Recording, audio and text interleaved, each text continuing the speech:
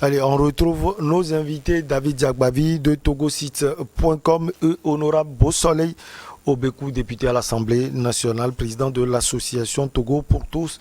Avant de parler de la Guinée-Conakry, un autre pays sous les sanctions de la CEDEAO, nous continuons nos analyses, ces analyses qui portent sur le Mali. Et la CEDEAO veut des élections en février ou rien. Honorable Beausoleil Obekou, vous avez entendu tout à l'heure David Diagbavi qui demande simplement à la CEDEAO de laisser les militaires travailler, organiser des élections transparentes dans leur pays.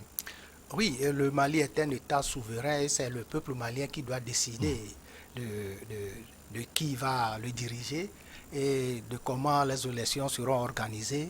Sauf qu'au départ, la junte s'est attendue très bien avec la CEDEAO. Le Mali sait bien qu'il appartient à l'organisation sous-régionale qui est la CEDEAO.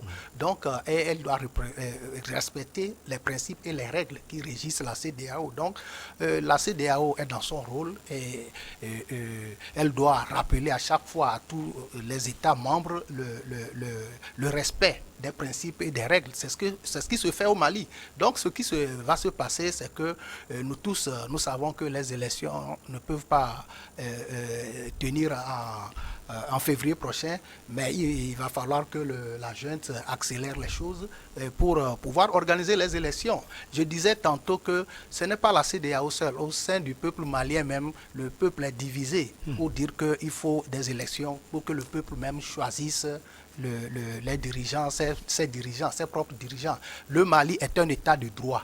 Le Mali est une démocratie et pour accéder au pouvoir, c'est le peuple qui doit décider de qui doit le diriger. Et la CEDEAO est dans son rôle pour rappeler à chaque fois à la junte malienne de faire tout pour organiser les élections. Oui, on va laisser la junte va organiser les élections, mais on ne peut pas lui laisser aussi la voie aussi simple, David Diagbavi. Si cette junte fait 2 ans, 3 ans, 4 ans, 5 ans, 10 ans. Rappelez-vous qu'au départ, avec l'arrivée de la junte au pouvoir, la même junte avait demandé 3 ans de transition. Les premières déclarations de la junte stipulaient qu'ils avaient besoin de 3 ans. La CEDEAO dit non, c'est trop. 3 ans, non, il faut 6 mois, il faut moins d'1 an et tout ça. Voilà où on en est aujourd'hui. Voilà où on en est aujourd'hui. Et on leur a donné, je crois, 18 mois, 1 an et demi. Oui, à leur second retour, quand ils avaient délogé le Premier ministre et le président de transition. Le coup d'État, dans le coup d'État. Dans le coup d'État, voilà. Laissez, c'est eux qui sont là, c'est eux qui connaissent les réalités de leur pays. C'est vrai, on n'a pas souhaité que la junte dure au pouvoir.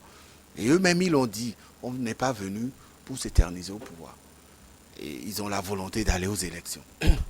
Après l'insécurité, le deuxième sujet qui déstabilise le Mali, c'est les questions relatives aux élections présidentielles, législatives, etc. Donc la junte demande un temps pour aller à ces élections inclusives. Alors, là où je ne suis pas aussi d'accord avec la junte, c'est qu'il faut à un moment qu'ils donnent aussi un délai. Non. Ils avaient demandé 3 ans, on a dit c'était trop. Et il faut maintenant qu'ils disent de combien de temps ils auront besoin pour organiser les élections et quels sont les grands axes qui vont composer le calendrier électoral. Parce qu'à un moment, il faut aussi aller vers la concrétisation. On dirait que c'est la stratégie des juntes, parce que la Guinée également, c'est ça. Quand vous êtes là et qu'on vous tire de tous côtés, que vous n'arrivez pas à répondre, on vous taxera de menteur. Ouais. C'est ce qu'ils sont en train de vivre aujourd'hui, les nouvelles autorités. Je disais que la CEDEAO blague avec le Mali parce que vous avez vu les images de la réunion extraordinaire de la CEDEAO où des chefs d'État arrivent à une réunion extraordinaire. Ils célèbrent l'anniversaire d'un de leurs collègues. Vous avez vu déjà Macron ou Merkel, comment s'appelle l'ancienne, Angela Merkel. Ou je ne sais pas quel président européen célébrer son anniversaire à une rencontre de l'Union européenne. Peut-être que c'est la nouveauté. Et ça commence en Afrique. Vous avez déjà vu un chef d'État asiatique organiser son anniversaire ou célébrer son anniversaire à une réunion de l'ASEAN, des pays membres de l'ASEAN. Ouais, David, est-ce que c'est interdit? Non, c'est pas beau. C'est pas joli, c'est pas respectueux, c'est pas beau. Macky Sall, son anniversaire, qu'il aille le célébrer à Dakar. On s'en fout que Macky Sall célèbre son anniversaire et que sa date anniversaire tombe sur la même date que celle que la CEDEAO avait retenue pour la session. On s'en fout, c'est pas ça les urgences, c'est pas ça les priorités. Il faut que l'Afrique sorte de l'émotion. Il faut arrêter ça. Moi, j'ai vu les images la dernière fois. Je dis non, on a vu Bouhari dans son boubou là. On a vu les autres chefs d'État qui applaudissaient. Les populations ont fait. Les populations de ces pays membres de la CEDEAO, elles ont fait. Mais donnez-leur à manger. Libérez ces peuples-là. Et vous vous retrouvez à une session ordinaire. Ordinaire en plus. Et vous sortez un gâteau qu'on dépose sur un... Mais comment les autorités maliennes vont vous prendre au sérieux? Comment? Et il va à la fin, vous dites, oui, 26 février, il faut forcément que le Mali fasse les élections. Sinon, il va y avoir quelles sanctions? Vous allez sanctionner qui? La junte? C'est la population malienne que vous allez sanctionner. C'est tout. La junte vous dit qu'elle n'a pas de milliards dans des comptes. Vous bloquez leur titre de voyage, ils s'en fichent. Les militaires africains ne voyagent pas beaucoup. C'est la population malienne qui va avoir faim. Et en ayant faim, cette population va sortir dans les rues. Elle va créer une autre situation d'instabilité, celle qu'on évitait depuis. Et le Mali est attaqué par les terroristes au nord. La population attaque le même Mali au sud. Vous vous attendez à quoi? Que cette CEDEAO soutienne l'initiative de la junte. Et que la junte aussi soit assez courageuse pour dire, messieurs de la CEDEAO, dans un an, nous sommes prêts pour organiser des élections. Et nous allons les organiser. Maintenant, si au-delà de ce délai d'un an, la junte envoyer une force pour les déloger, ils ont délogé Djamé, non? La CEDEAO a délogé Djamé quand il refusait de quitter le pouvoir. Et la CEDEAO a envoyé une force aussi là-bas, on va voir. C'est ça le problème. C'est triste, mais bon, c'est l'Afrique avec les émotions, les fêtes, les danses et tout. Moi, j'ai vu Macky Sall. Franchement, je ne sais pas qui l'a conseillé de faire ça là-bas. On va quitter Bamako donc pour Conakry, ignorant l'appel de la direction nationale du Rassemblement du peuple de Guinée de sursoir à cette manifestation des jeunes partisans d'Alpha Condé. L'ancien président ont tenté de se rassembler au siège de leur parti pour exiger sa libération.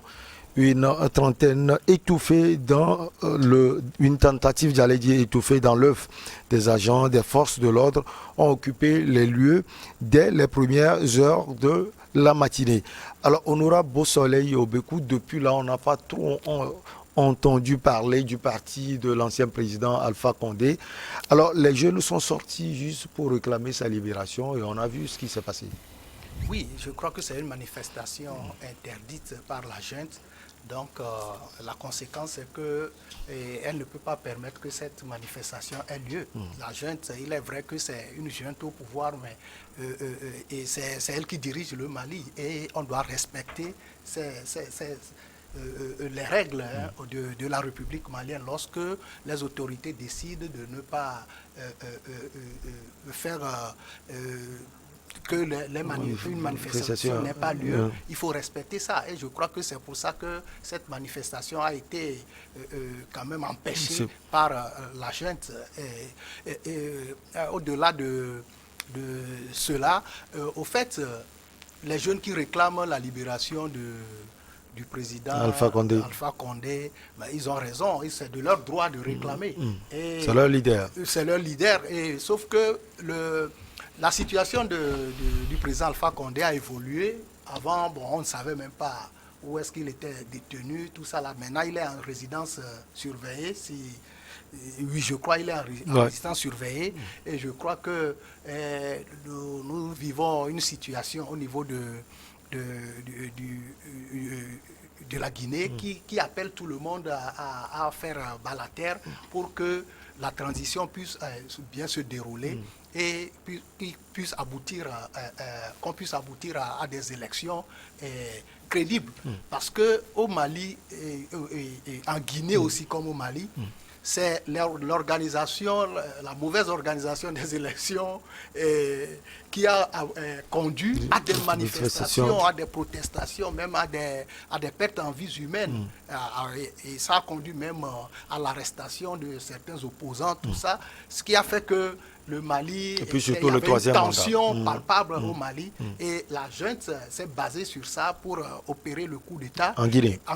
Et tout le monde s'est accordé, le peuple guinéen s'est accordé à donner une chance à la junte. Les gens, c'est comme s'ils étaient satisfaits de ce coup d'État.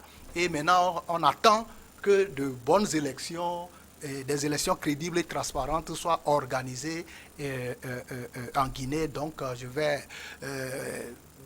il est vrai, tout le monde a le droit de réclamer ce qu'il veut. Et par exemple, les jeunes qui réclament la libération d'Alpha Condé, ils ont le droit de le réclamer. Mais il faut, lorsque le Mali vit une transition et qu'il y a toujours la tension au niveau du Mali, il faut quand même faire en sorte qu'il n'y ait pas d'accrochage pour créer d'autres problèmes. On attend les élections, il faut organiser les élections pour que le peuple malien, le peuple guinéen choisisse lui-même et d'une manière crédible et transparente les nouveaux dirigeants du pays. Alors, qu'est-ce qui empêche la junte en Guinée-Conakry de laisser ces jeunes, du moins, exprimer ce qu'ils veulent? La junte ne fait que copier les habitudes de l'ancien régime. C'est comme ça. Et eux, les jeunes là, qui s'estiment quand même heureux qu'on ne les a pas mis aux arrêts. Condé comme Condé le faisait. Aux arrêts beaucoup de Guinéens qui avaient manifesté contre son troisième mandat, contre les élections frauduleuses. Il les a fait arrêter tous, il les a jetés en prison en Conakry là-bas. C'est l'arrivée de la junte au pouvoir qui les a fait libérer. Je suis d'accord avec le député quand il dit c'est leur droit de manifester pour demander la libération de Alpha Condé. Oui, c'est le charme de la démocratie. Sauf que la même démocratie demande que celui pour qui on réclame cette libération vienne justifier la gestion qu'il a faite de ces 10 ans à la tête de la Guinée. La mauvaise gestion, les vols, les malversations, en fait, tout ce qui rentre dans le négatif là, que Condé avait compilé sous ces 10 mandats, qui viennent expliquer comment il a fait pour changer l'article qui lui interdit le troisième mandat au sein de la Constitution. Et qui a occasionné des morts. Et qui ont entraîné tous ces morts-là. Quand il aura fini d'expliquer tout ça, les jeunes iront le chercher. Mais pour le moment là, il est bien là où il est. On l'a envoyé chez sa femme, non? Et les autorités militaires guinéennes, elles sont vraiment gentilles, hein? Mamadou Doumbouya et ces hommes-là, ils sont vraiment gentils. Jusqu'à ils ont envoyé Condé chez sa femme. Mais qui s'estiment heureux mais aussi. Elles ne sont pas gentilles sur les manifestations. Les manifestations, la Guinée n'a pas besoin de ces manifestations. Si c'est pour Condé, il n'y a pas de raison. Et combien sont sortis? On a vu des manifestations contre Alpha Condé. Hein. Contre Alpha Condé. Oui, la foule qui était sortie, oui, c'est pas la même foule qui était sortie dernièrement. Hein. Ouais. Et vous aviez demandé tout à l'heure, vous aviez dit dans votre question qu'on n'entend plus parler du parti de Alpha Condé. Ce parti n'a jamais existé. Il a existé parce qu'il avait un leader qui était président de la République, c'est tout. Vous avez vu combien de réactions il y a eu au sein même de sa formation politique pour le soutenir, pour lui renouveler, je ne sais pas, un quelconque soutien ou alors pour demander sa libération. Il n'y en avait pas eu. Les gens ont même applaudi dans sa formation politique quand il était tombé.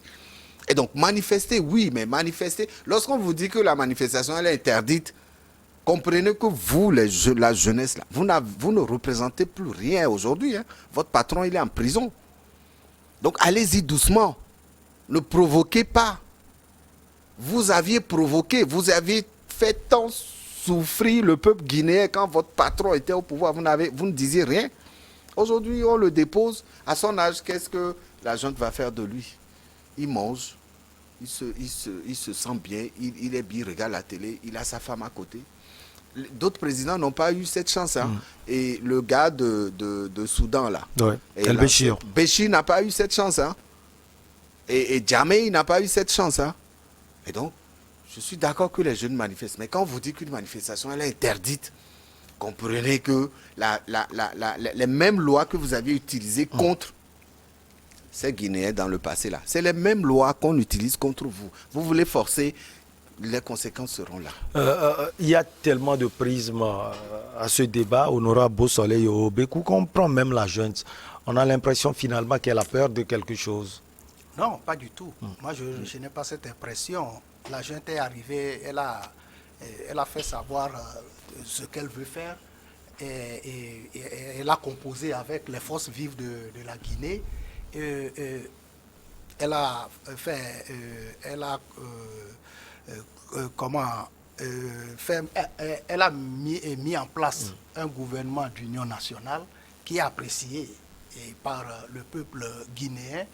Je crois que l'objectif maintenant, c'est l'organisation des élections. Et il se prépare pour ça.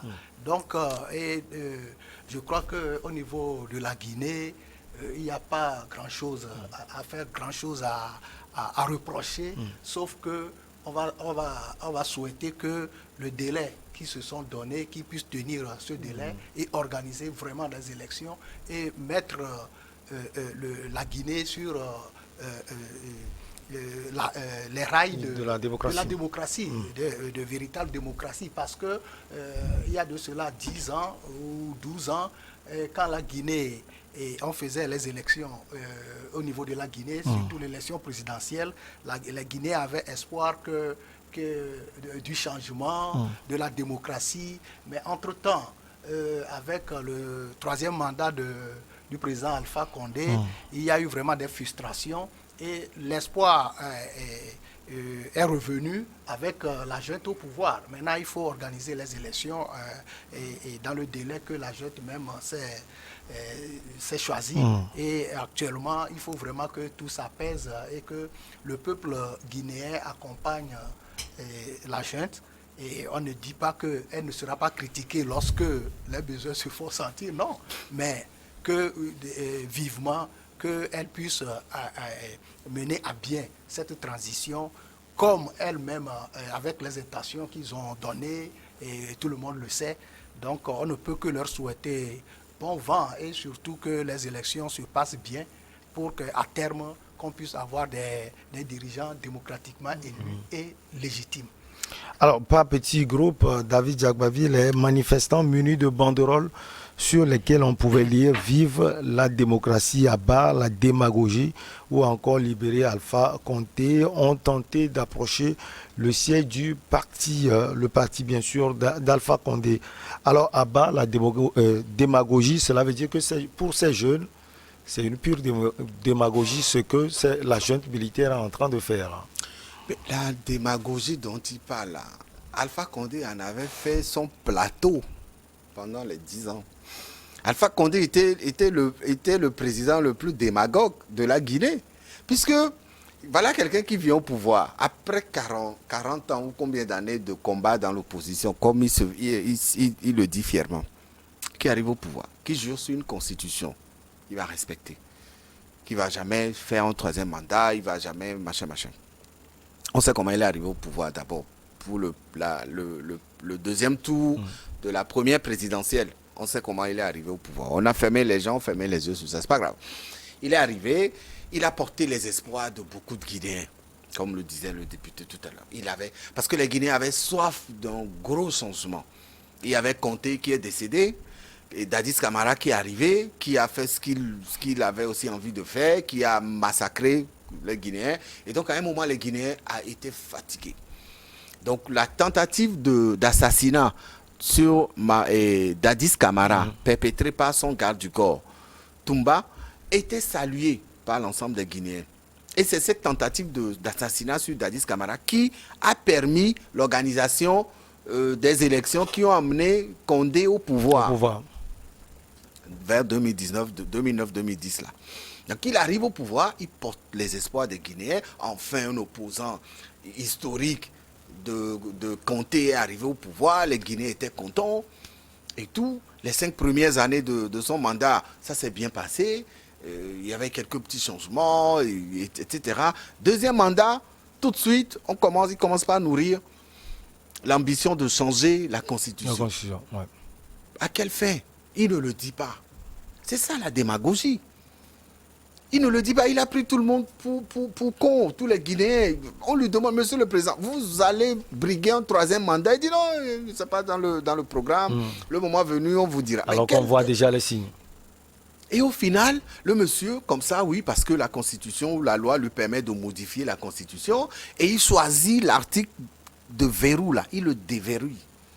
Et il passe un 3e mandat. Comment eux, les jeunes, là, ils appellent ces pratiques-là? C'est la pure démagogie. Il va aux élections, il bloque tout le monde, il bloque ses opposants, il faut organiser des élections dans des conditions pas du tout claires, et à la fin, on dit, bon, il est sorti un coup KO. Mais aujourd'hui que les Guinéens, les militaires guinéens ou l'armée guinéenne a délogé leur patron, ils tiennent des discours, parlent de démagogie.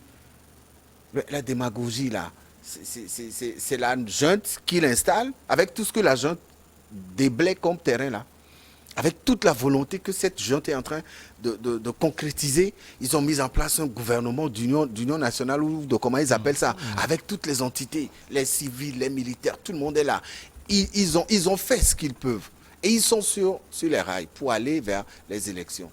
Alors qu'on arrête de tirer la Guinée vers le bas parce qu'il y a un président qui a été mis aux arrêts ou qui a été délogé du pouvoir. Ce qui reste à faire, c'est de libérer Alpha Condé, même si il doit peut-être répondre à la justice. Il faut le faire, et c'est ce que demandent ces jeunes, honorable Beausoleil.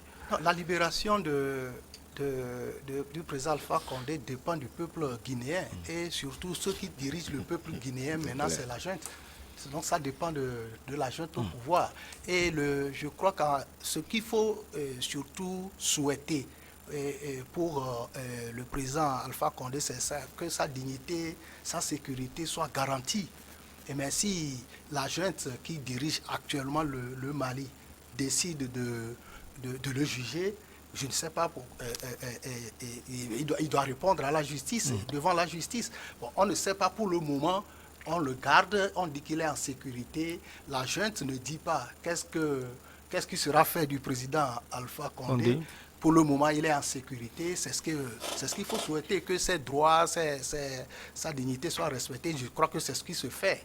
Entre-temps, il était aux arrêts, et personne ne pouvait lui rendre visite. Actuellement, il est en résidence surveillée où il est avec sa famille. Je crois que sa situation est accompagné de sa femme. Maintenant, ce qu'il faut, c'est de calmer le jeu au niveau de la Guinée, et pour que nous puissions avoir des élections crédibles. Et le président, la situation du président Alpha Condé, je l'ai dit tantôt, ça dépend de ce que la junte va faire, de ce que la junte va décider. Et pour le moment, la junte ne dit rien, mais le président Alpha Condé est en sécurité. C'est ça le nécessaire, c'est ça l'important, c'est ce qui est important. Allez, on va marquer la pause pour le journal. On revient avec vous, nos chers invités honorables Beausoleil Obekou et David Diagbavi de togosite.com.